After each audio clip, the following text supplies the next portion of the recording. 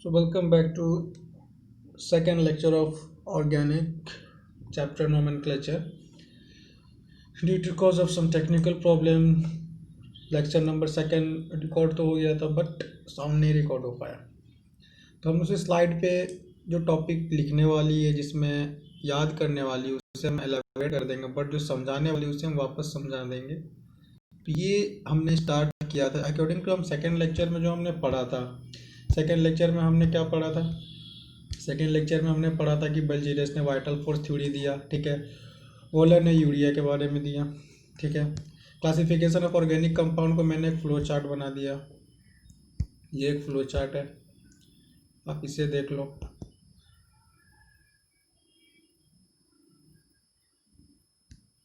ये flow chart है।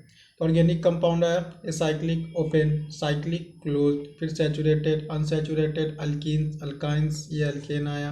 फिर हेट्रोसाइक्लिक आता है, होमोसाइक्लिक आता है, एलाइक्लिक आता है और एरोमेटिक आता है। फिर सैचुरेटेड, इसमें भी अनसैचुरेटेड, इसमें एरोमेटिक में बेंजोइड आते हैं, नॉन बेंजोइड आते हैं। इसमें सब सारा ज़रूरी नहीं है, अपने सिलेबस में जो ज़रूरी है उसे हम कवर करेंगे।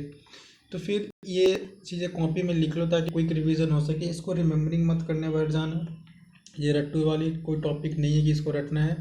ये बेसिक है, ये जान लो कि हाँ ये होता है, इसका मतलब क्या है। मैंने बताया भी था कि सैचुरेटेड अनसैचुरेटेड में क्या है, किस में सिंगल बॉन्ड, किस में डबल बॉन्ड, ठीक है। किसको क्या कहते हैं, ऑक्सीजन, इसको याद करना, पैरोल को रिमेंबर करना, फ्यूरेन को रिमेंबर करना।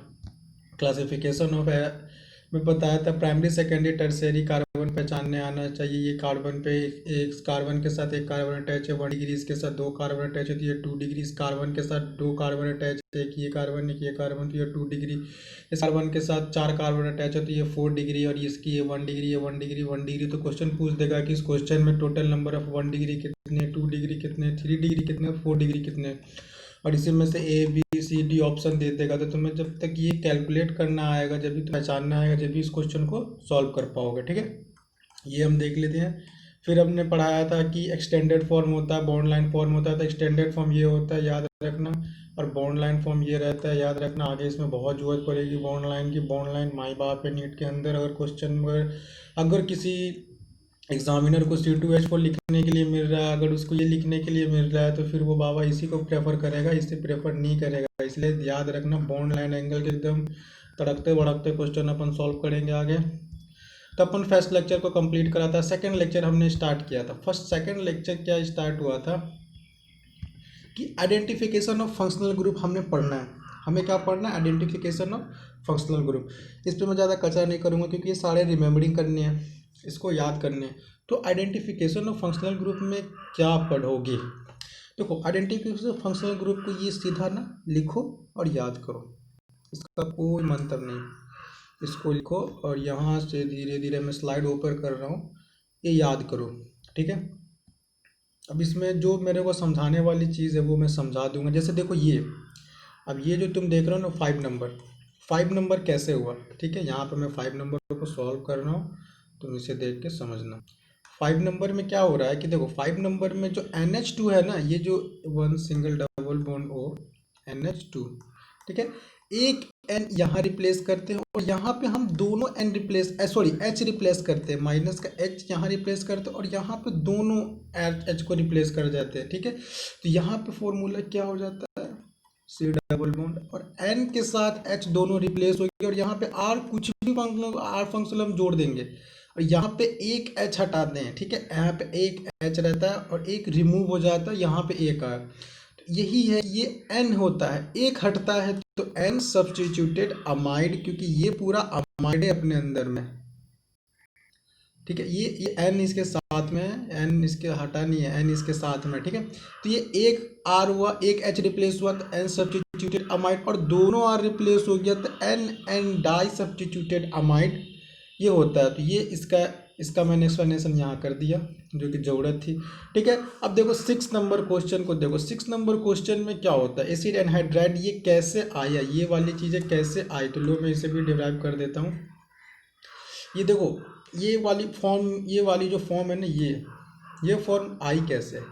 ये वाली फॉर्म के लिए ये देखो, जब OH था, ये दोनों OH क्या हुआ, यहाँ से रिप्लेस हो गए, H2O यहाँ से रिप्लेस हो गया और ये जाके यहाँ पे रिप्लेस होने के बाद ये ऑक्सीजन फॉर्म किया और ये ऑक्सीजन बनने के बाद इसी का फॉर्म है जिसे हम लोग इसको जस्ट टर्न कर दो, इस वे में इसको रोटेट कर दो तो ये जो लिखा है ये फॉर्म लिखा हुआ है, ये जो फॉर्म लिखा है वो ये है।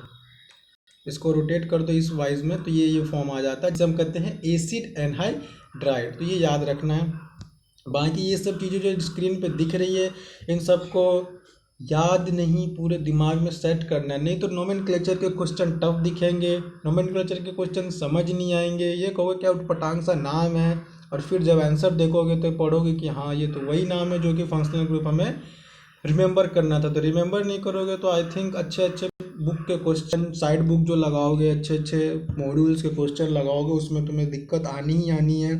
बिल्कुल याद रखना ये जो थायो अल्कोहल है, थायो अल्कोहल हो गया, थायो ईथर हो गया, अल्कोहल है और फेनॉल है, इन सब चीज़ों पे तो बिल्कुल साइनाइड, आइसोसाइनाइड, ये सब एकदम लर्न बाय हार्ट होना चाहिए। हेलोजन तो सबको पता है, fluorine, chlorine, bromine, nitroso, azo, सब इंपॉर्टेंट है। 2-4 एक्स्ट्रा भी तो उसे तुम याद करना। अब देखो जब तुम फंक्शनल ग्रुप को याद कर लोगे तो तुम्हारे लिए इम्पोर्टेंट क्या है इसे याद करना। देखो यहीं पे मैंने क्वेश्चन डाला था कल के स्लाइड पे, ये क्वेश्चन है, ये क्वेश्चन में तुम्हें पूछेगा कि तुम्हें कौन सा ग्रुप कहाँ दिख रहा है। तो ये वाली जो फंक्शनल ग्रुप मैंने ऊपर पढ़ाई है ये तुम्हें याद होगा जब भी तुम एनालाइज कर पाओगे।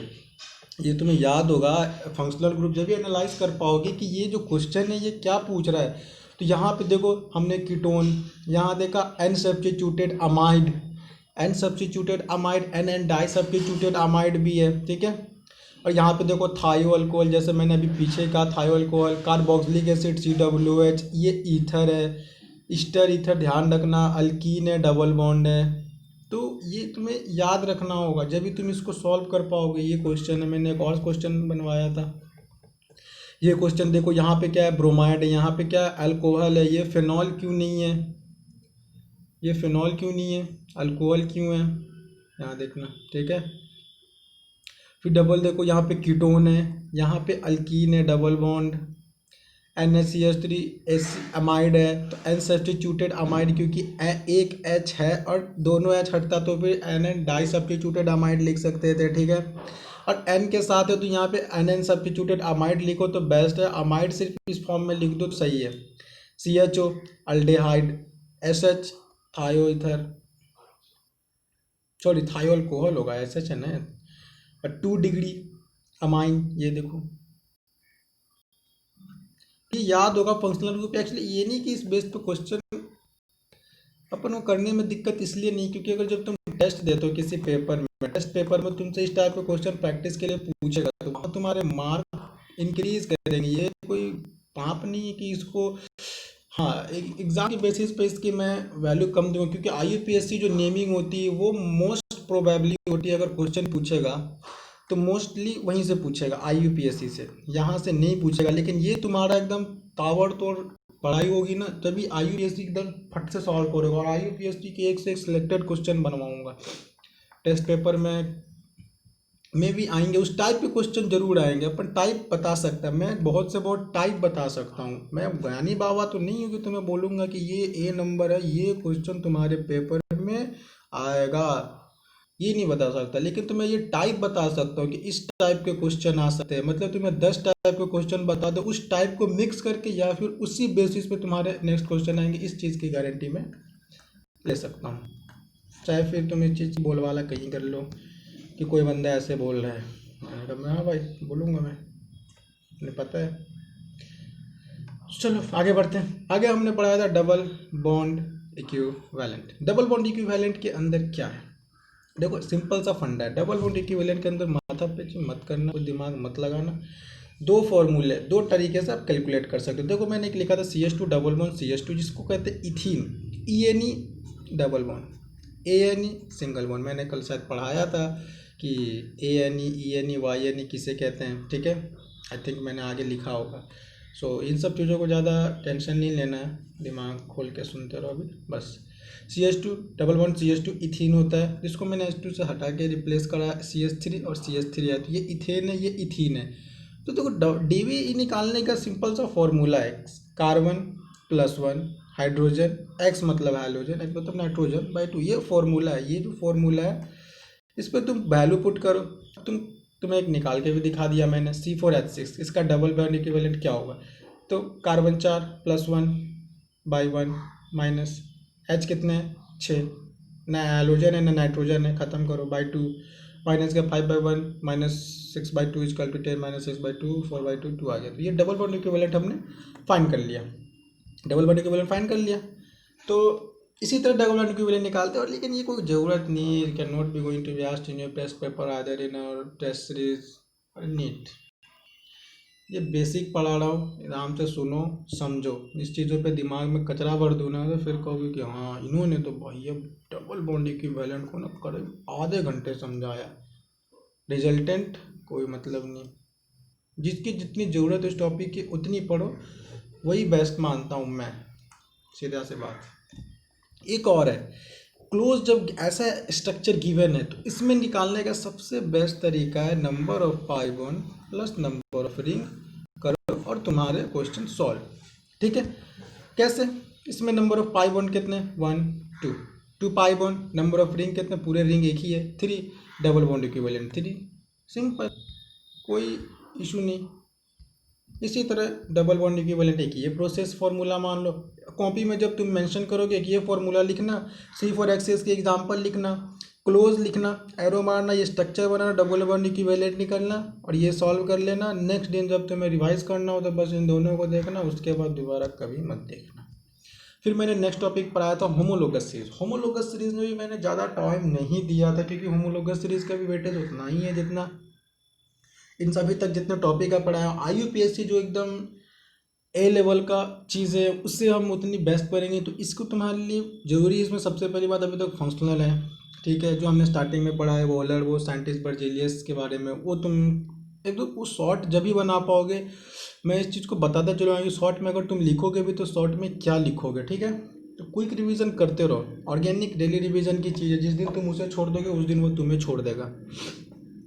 होमोलोगस सीरीज में हमने क्या पढ़ा था, होमोलोगस मतलब सेम। तो ऐसा फंक्शनल ग्रुप, ऐसा ऑर्गेनिक कंपाउंड जिसके अंदर फंक्शनल ग्रुप सेम हो। फंक्शनल ग्रुप कैसे सेम हो, अब मैं ये भी बताता हूँ। देखो तुम्हें एग्जाम का ये प्रीवियस ईयर का क्वेश्चन ये क्वेश्चन तुम्हें गिवन है, ये ए नंबर है, ये ए ऑप्शन है, ये ABC ऑप्शन है, ठीक है। क्वेश्चन में तुम्हें पूछ रहा है कि इसमें होमोलोगस कौन है, तो होमोलोगस तुम जब भी पहचान पाओगे जब तुम्हारी फंक्शनल ग्रुप, जो मैंने आइडेंटिफिकेशन फंक्शनल ग्रुप बताया वो तुम्हारी एकदम बेस्ट होगी, उसमें तुम एनालाइज कर पाओगे।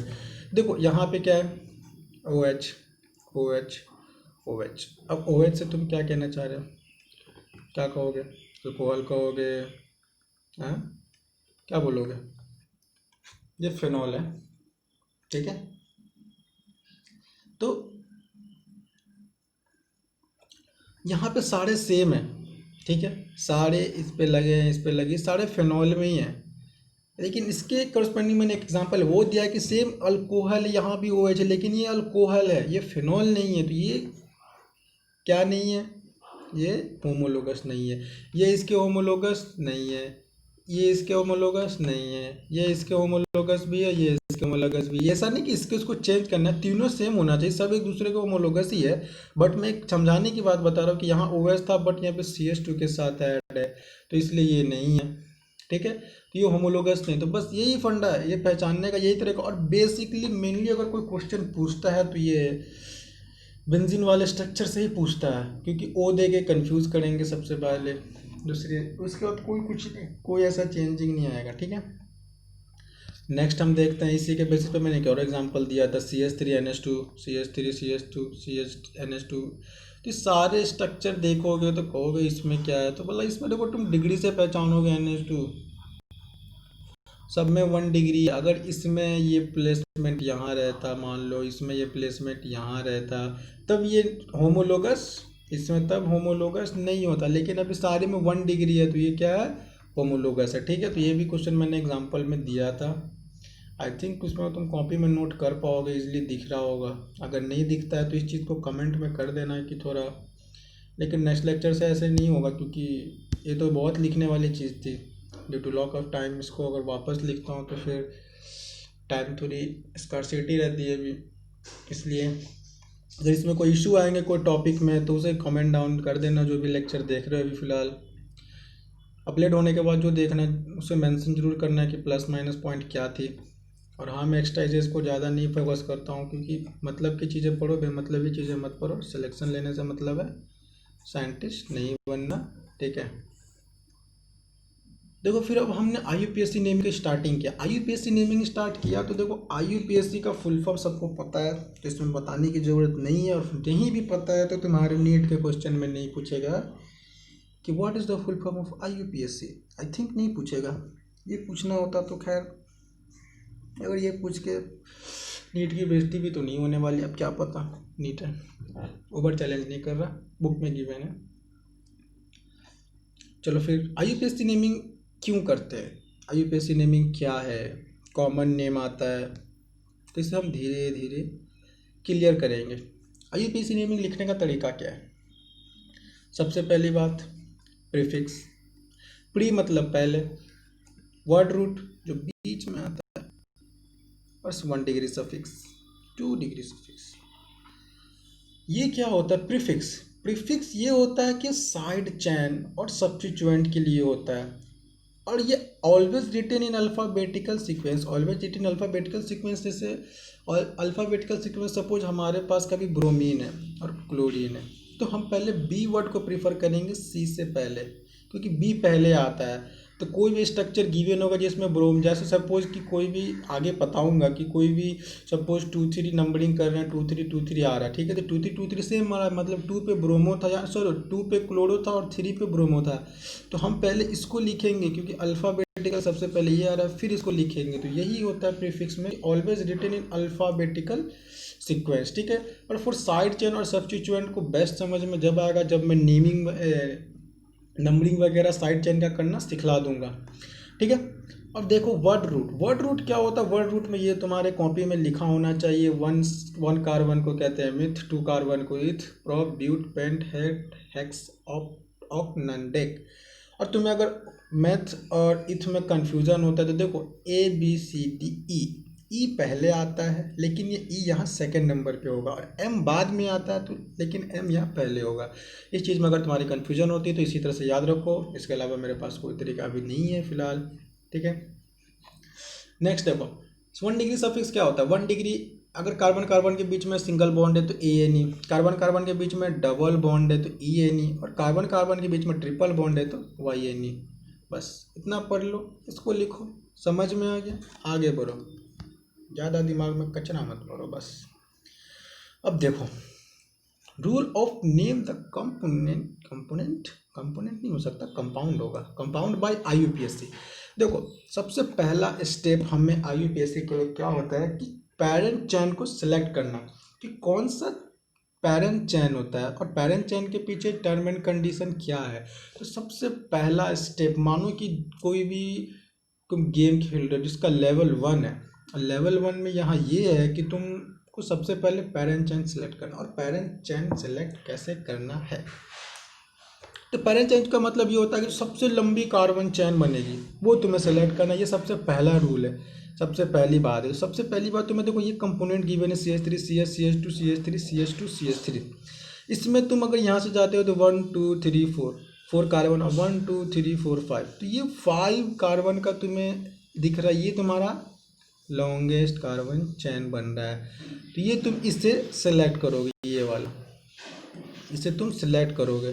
फिर इसी के अकॉर्डिंग मैंने एक और एग्जांपल दिया CH3 C CH2 CH2। इसमें भी तुम्हें दिख रहा है कि एक्चुअली सॉल्व्ड है, तो समझ में आई थिंक आ रहा होगा।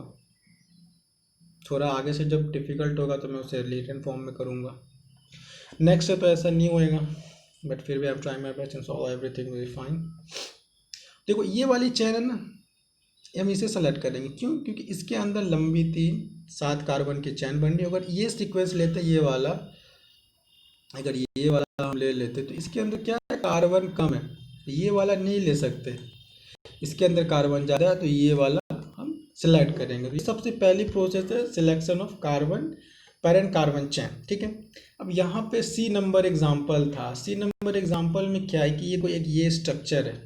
इस स्ट्रक्चर में हमने सबसे पहला प्रोसेस तो सीख लिया कि C ज़्यादा कार्बन का चैन होना चाहिए, ठीक है। चैन तो हमने सेलेक्ट कर लिया, लेकिन अब हमें क्या देखना है कि पैरेंट कार्बन चैन के साथ हमारे पास वो स्ट्रक्चर हो जिसमें ज़्यादा क्या हो, साइड चैन हो। और हमने इस स्ट्रक्चर को देखो, इस स्ट्रक्चर में हम कौन सी स्ट्रक्चर लेंगे, कौन सी मतलब कि कौन सी हम ये लेंगे जिसके अंदर सबसे ज़्यादा कार्बन होगा। क्या कोई गेस, कोई गेस? देखो ये स्ट्रक्चर में अगर हम ये वाला स्ट्रक्चर ले लेते हैं, सपोज दोनों सेम ही है, तो इसमें कितने आते हैं, 2 4 5 6 7 कार्बन आते हैं, लेकिन इसमें साइड चेन कितने बचेंगे, एक बचेंगे। अगर ये वाली स्ट्रक्चर लेते हैं, 7 कार्बन इसमें भी है, 1 2 3 4 5 6 7 कार्बन प्लस 2 साइड चेन, तो हम किसे मानेंगे, इस वाले स्ट्रक्चर को मानेंगे, इसको नहीं मानेंगे, ये सेकंड है, ठीक है। इसे नहीं मानेंगे क्योंकि इसमें 2 साइड चेन है, इथाइल और इथाइल। ये हम आगे बताएंगे कि इसकी क्या फंक्शन है और इसकी क्या वर्क है, नेमिंग में बहुत इंपॉर्टेंट रोल प्ले करेगा। बट स्टिल हमें ये जानना है कि ये हमारा स्ट्रक्चर करेक्ट है और ये हमारा स्ट्रक्चर रॉन्ग है, ठीक है। तो सेकेंड लेवल ये था कि नंबर ऑफ साइड चेन हमें पता रहना चाहिए कि जिसमें ज़्यादा है हम उस कार्बन के स्ट्रक्चर को कवर करेंगे, ठीक है। तो लेवल नंबर सेकेंड में हमने ये सीखा कि जिसमें we select those carbon chain which is of more C atom और मोर साइड चेन, ठीक है। ज़्यादा से ज़्यादा कार्बन एटम लेकिन साइड चेन ज़्यादा हो। Numbering of parent carbon chain,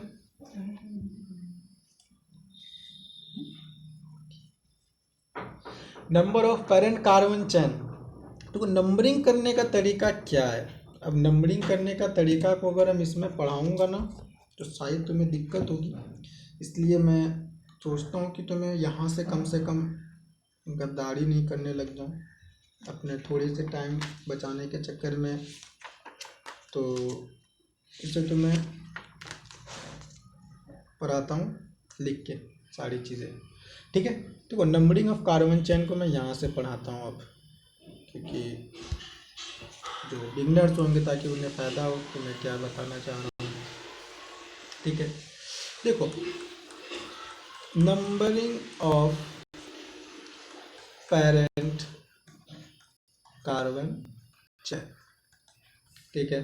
numbering of parent carbon chain, यहाँ पे क्या देख रहे हैं कि स्ट्रक्चर लिखा CH3 CH2 CH2 CH CH2 CH3 CH3, और हम लोग क्या देखते हैं कि numbering of parent carbon chain करते हैं, ठीक है। लो हमने पहले राइट चेन एक सेलेक्ट किया, अगर साइड चेन की मगजमारी नहीं आवे ना तो तुम्हें सबसे लंबी चेन सेलेक्ट करनी है, और साइड चेन की बारी आती है तुम्हें वो कार्बन चेन सेलेक्ट करना जहाँ नंबर ऑफ कार्बन चेन क्या हो, ज़्यादा हो, ठीक है। और तुम्हें इस तरह से ही सेट किया जाता है कि तुम्हें दोनों सेलेक्ट कर पाओ, ठीक है। कभी ऐसा नहीं होगा कि carbon with to side chain है और सॉरी टू साइड चेन नहीं, टू पेरेंट कार्बन चेन और साइड चेन उसमें 10 हो, ऐसा भी स्ट्रक्चर कोई नहीं फॉर्म होता। तो इसलिए बाई क्लियर माइंड रहो कि ऐसा कोई क्वेश्चन नहीं फ्रेम होता। बट आगे बढ़ते हैं, आगे में देखो यहाँ पे तुम नेमिंग कैसे सीखोगे। देखो तुम्हारे ये लेफ्ट हैंड है और ये राइट हैंड साइड है, यहाँ से नंबरिंग करेंगे 1 2 3 4 5 6, यहाँ से करते हैं 1 2 3 4 5 6, ठीक है। हम इधर से जब बढ़े तो यहाँ पे आया 4 नंबर पे, और जब राइट हैंड साइड से गया तो यहाँ पे आया 3 नंबर पे। तो जो नंबर की वैल्यू कम होगी वही नंबर की, उसी नंबर की जो वैल्यू होगी उसे ही हम मानेंगे, उसे ही मानेंगे। जो नंबर की वैल्यू जिसका जो साइड चेन जितने कम, जिस साइड से जितने कम नंबर पे आएगा उसी की वैलिडिटी होगी, जिधर से ज़्यादा नंबर पे आएगा उधर से नहीं होगी, ठीक है।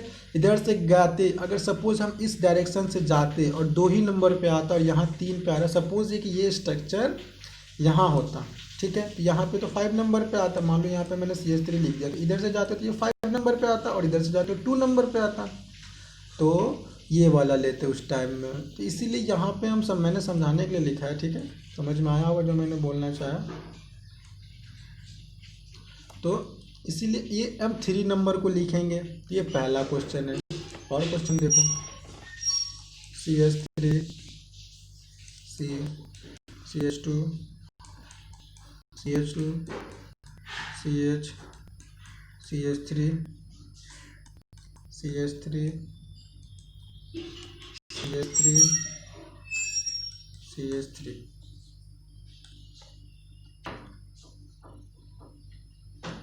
अब यहाँ पे देखो, ये पैरेंट कार्बन चेन हम लेते हैं जिसमें सबसे side chain select side chain आ रहा है। तो अब मैं नंबरिंग सीखो, ये वैसे भी सीख, इससे भी रिवाइज ही हो रहा है, ऐसा कोई बात नहीं, गलती है। अभी नंबरिंग पे ध्यान देना एकदम, ठीक है।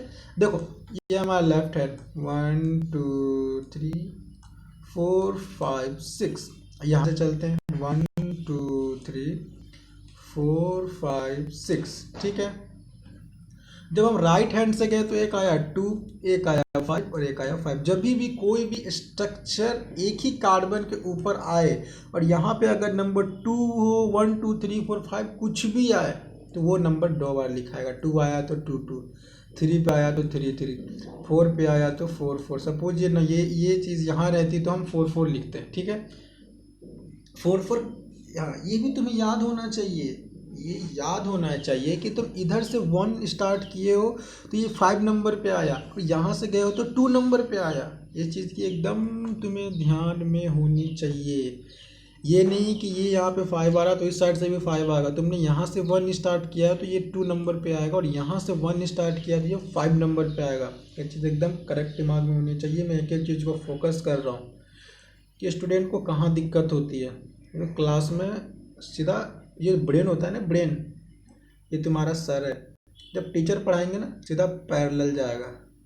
स्टार्टिंग में तुम्हारा टेंजेंट बनेगा ऐसे, यानी सर पे आया और फ्लक्चुएट होके गया।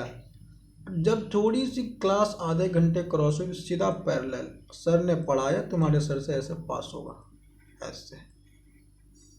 ये है ऑर्गेनिक। तो एक एक चीज़ को मैं क्यों बोलता हूँ कि जो पॉइंट होती है, जो बच्चे ये चीज़ सब हेजिटेट करते हैं कि सर इधर से जाएंगे तो ऐसे ऐसे वैसे, तो इसीलिए एक एक चीज़ को मैं कवर कर रहा हूँ, ठीक है। और जो किसके अंदर कमी है उसे वीडियो में कमेंट जरूर करो कि ये चीज़ भी कमी थी, ये चीज़, तो मैं उस चीज़ पे फोकस करूँगा, ठीक है। उस चीज़ पे फोकस ऐड करूँगा उसे, वैसे मैं अपनी बेस्ट कर रहा हूँ कोशिश तुम्हें देने की। तो अब हम आगे देख रहे हैं कि यहाँ पे 5 आ रहा है तो यानी 2 5 है, पर यहाँ से जा रहे हैं तो क्या आ रहा है 2 2 5। अब हमें क्या है कि मैं इसके अंदर हम देखेंगे यहाँ 2 यहाँ 2 यहाँ 5 और यहाँ 2, यहाँ छोटा नंबर है तो हम इसे वैलिड करेंगे, ठीक है। देखो मतलब इसके सपोज तुम्हारे पास कोई दूसरा क्वेश्चन होगा जिसमें तुम्हारे पास आएगा 2 2 2 1 1 5। अब तुम किसे लोगे, देखो यहाँ जाओगे, यहाँ छोटा, तुम इसे लोगे, ठीक है। एक और एग्जांपल देख लो, 1 है 1 है 5 है, ठीक है, फिर 1 है 1 है 1 है, तो तुम यहाँ देखोगे यहाँ सही, यहाँ देखोगे यहाँ सही, यहाँ देखा 5 है यहाँ देखा 1 है, तुम किसे लोगे, इसे लोगे। तो मतलब जब भी जहाँ छोटा वाला मिल जाए, यानी पहला वाला मैच करके दूसरा में जो दूसरा मैच करे तीसरा में जो छोटा है वही वैलिड होगा। तो तुम्हारे एक पहला स्ट्रक्चर हमने बताया जिसमें तुमने देखा कि एक 3 वाला, अब दूसरा मैंने दिखाया कि ऐसा वाला तुम्हारे पास मिला, तो तुम कैसे सॉल्व कर रहे हो, ठीक है। ये सब टाइप ऑफ मतलब नंबरिंग सेलेक्ट करने के तरीके हैं। तुम्हें आगे जो क्वेश्चन बताऊंगा तो बेस्ट तरीके से तुम इसको याद रखना, एक दूसरा ये याद रखना, और तीसरा एग्जांपल देता हूँ, टेंशन क्यों ले रहे। CH3 CH2 CH CH2 CH CH2 CH3, ठीक है, CH3 CH2 CH3, ठीक है। अब हमें पेरेंट कार्बन चेन से सिलेक्ट कर लिया, वो मैं सेम कलर ले लिया, कोई बात नहीं।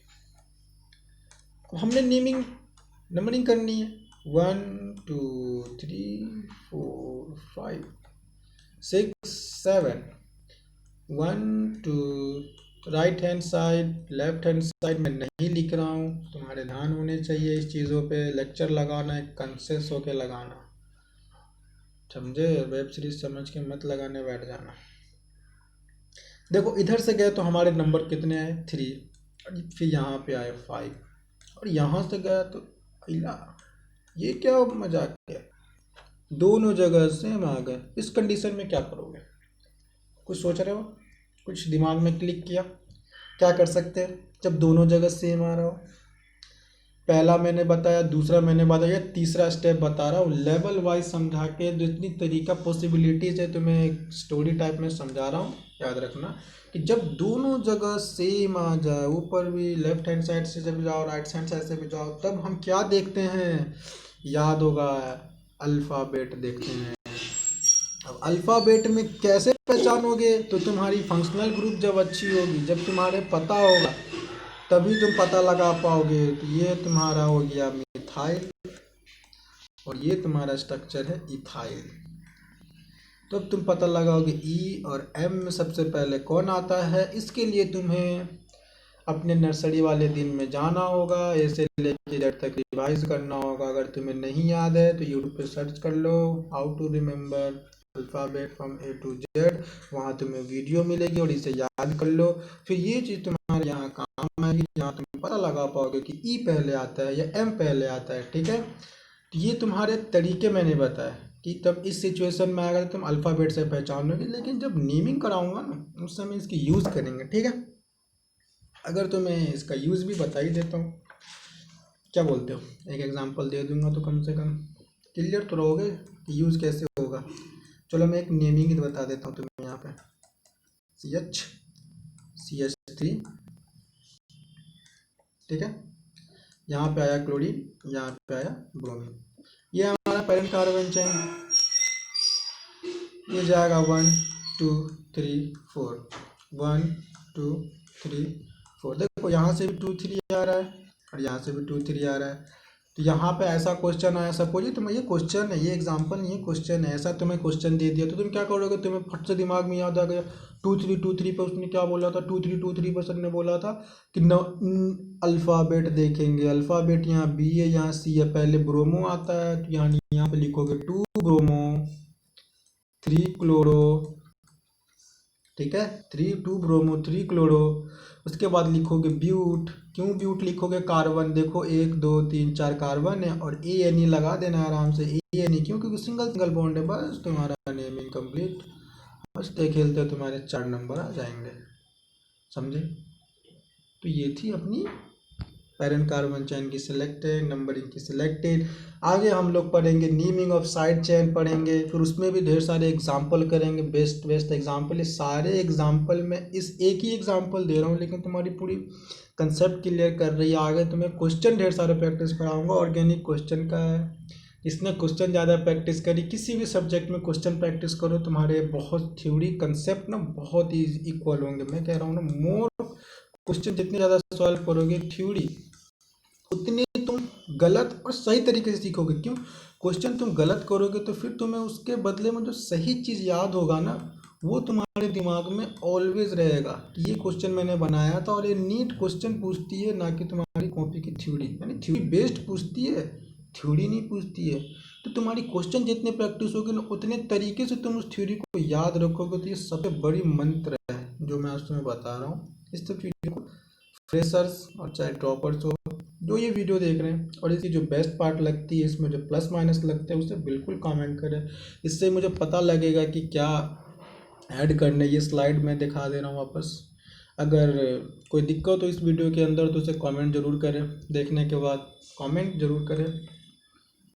कमेंट, इस चीज़ों का मैं वेट कर रहा हूँ जो अब तक आ ही नहीं रहा। प्लस और minus point, okay. Till than happy learning, thank you.